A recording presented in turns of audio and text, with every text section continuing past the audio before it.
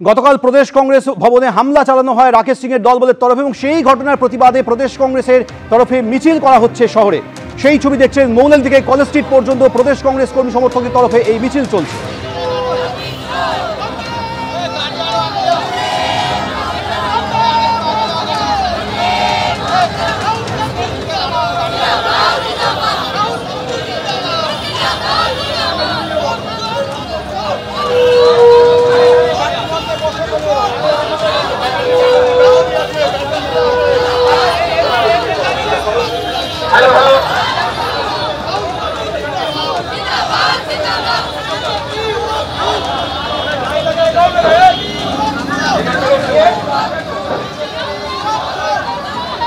সরাসরি আপনারা দেখতে পাচ্ছেন, মৌলাল থেকে কলেজ স্ট্রিট পর্যন্ত প্রদেশ কংগ্রেসের মিছিল। বিধান ভবনে হামলার প্রতিবাদে এই মিছিল বেরিয়েছে।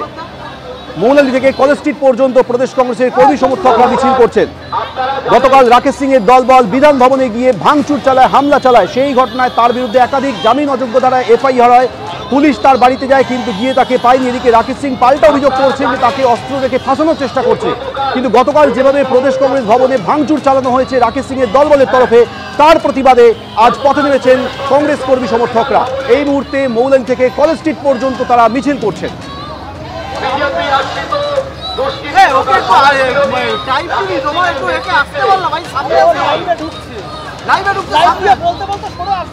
হামলাকারী দল প্রদেশ কংগ্রেস দপ্তর বিধান ভবনে ঢুকে হামলা চালায়, রাহুল গান্ধী, প্রিয়াঙ্কা গান্ধীর প্রতিকৃতি ভাঙচুর করে এবং সেখানে প্রদেশ কংগ্রেস দপ্তরে অগ্নিসংযোগের চেষ্টা করে। দুটি ছবি পাশাপাশি আপনাদের সামনে রেখেছি। একদিকে প্রদেশ কংগ্রেস অফিসে গতকাল ভাঙচুর হামলার ছবি, অন্যদিকে তার প্রতিবাদে আজ শহর কলকাতায় পথে নেমে প্রতিবাদে সামিল কংগ্রেস।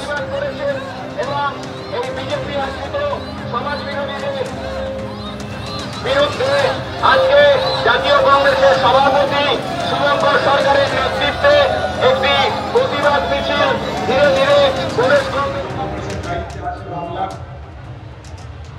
এবং তার সঙ্গে এই এলাকায় আমাদের আরেক ভাই সৌমেন পাল,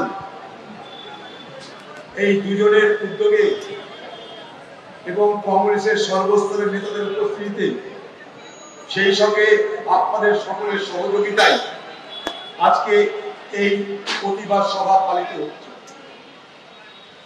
গতকাল প্রদেশ কংগ্রেস অফিসে ভাঙচুর এবং হামলার ঘটনায় রাকেশ সিং এর বিরুদ্ধে এন্টালি থানায় একাধিক জামিন অযোগ্য ধারায় মামলা হয়। সেই মামলার প্রেক্ষিতে পুলিশ তার বাড়িতে গিয়েছিল কিন্তু গিয়ে তাকে পায়নি বলে পুলিশ সূত্রে দাবি করা হয়। ওদিকে পাল্টা রাকেশ সিং এর তরফে অভিযোগ করা হচ্ছে যে অস্ত্র রেখে তাকে ফাঁসানোর চেষ্টা করা হচ্ছে। গতকাল প্রদেশ কংগ্রেস অফিসে ভাঙচুর করা হয় রাকেশ সিং এর দলবলের তরফে, এমন অভিযোগ করা হয়। কারণ আপনারা জানেন যে বিহারে ভোটার অধিকার যাত্রা করছেন রাহুল গান্ধী। সেই ভোটার অধিকার যাত্রা চলাকালীন একজন কংগ্রেস কর্মী প্রধানমন্ত্রী এবং তার মাকে নিয়ে কটূক্তি করেন, দেশ জুড়ে তোলপাড় পড়ে যায়। তার প্রতিবাদে প্রদেশ কংগ্রেস অফিসে গতকাল ভাঙচুর চালায় রাকেশ সিং এর দলবল বলে অভিযোগ। প্রদেশ কংগ্রেস অফিসে ভাঙচুর এবং হামলার ঘটনায় 3 জন গ্রেপ্তার হয়েছে। ধৃতরা বিজেপি নেতা রাকেশ সিং এর সহযোগী বলে পুলিশ দাবি করেছে। প্রদেশ কংগ্রেস অফিস ভাঙচুর কাণ্ডে রাকেশের বাড়িতে পুলিশ গিয়েছিল কিন্তু বাড়িতে গিয়েও খোঁজ মেলেনি বিজেপি নেতা রাকেশ সিং এর।